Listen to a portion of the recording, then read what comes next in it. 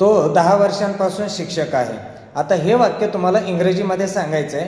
तर he is a teacher for 10 years की he has been a teacher for 10 years. Which one is correct? तर correct आहे he has been a teacher for 10 years. असं का?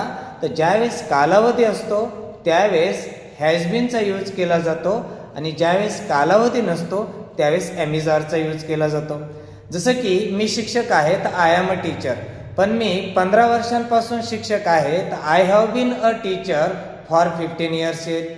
तो SBI बँकेमध्ये 2015 पासून मॅनेजर आहे असं तुम्हाला सांगायचं आहे.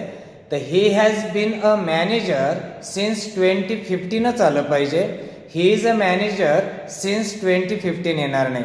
सिन्स आणि फॉर आपण पासूनसाठी यूज करत असतो. एक्झॅक्ट वर्षे किंवा वेळ दिलेली असेल तर सिन्स यूज केलं जातं. ढोबळ आकडे जसे की 3, 4, 5, 6, 7 दिलेले असतील तर पासूनसाठी फॉर यूज करत असतो. ती त्या हॉस्पिटलमध्ये 5 वर्षांपासून नर्स आहे असं तुम्हाला सांगायचं आहे. तर तुम्ही म्हणाल she has been a nurse in that hospital for 5 years. तर या ठिकाणी हॅज बीन काय यूज केलंय तर ती 5 वर्षांपासून नर्स आहे. लिसा त्या हॉस्पिटलमध्ये 5 वर्षांपासून नर्स आहे असं तुम्हाला सांगायचं आहे. तर Lisa is a nurse in that hospital for 5 years हे रॉंग सेंटेन्स होईल. Lisa has been a nurse in that hospital for 5 years हे करेक्ट होईल. असं का? तर ज्यावेळेस ड्युरेशन आहे त्यावेळेस त्या ठिकाणी हॅज बीन किंवा हॅव बीन यूज केलं जातं. तुम्हाला सांगायचंय तो डॉक्टर आहे तर तुम्ही म्हणाल ही इज अ डॉक्टर. परंतु तुम्हाला सांगायचंय तो 20 वर्षांपासून डॉक्टर आहे तर तुम्ही म्हणाल he has been a doctor for 20 years. ते 5 वर्षांपासून पुण्यात आहेत.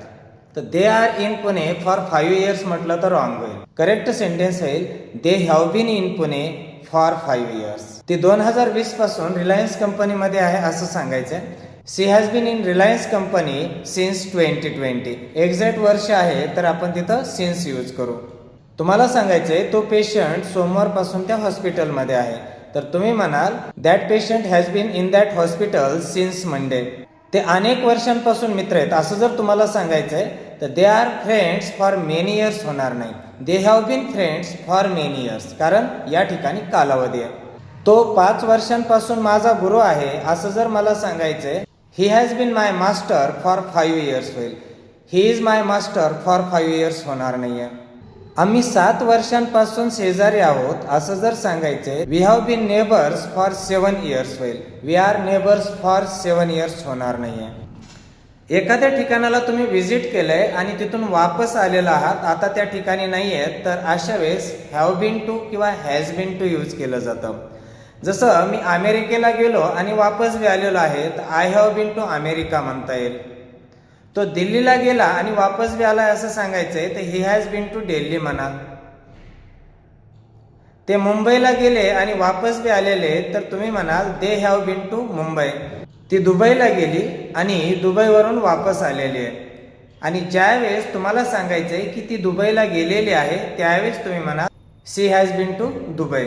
मी कोल्हापूरला गेलो, कोल्हापूरवरून वापस आलो आणि मला एखाद्याला सांगायचंय की मी कोल्हापूरला गेलेलो आहे तर त्यावेळेस मी म्हणेन I have been to Kolhapur.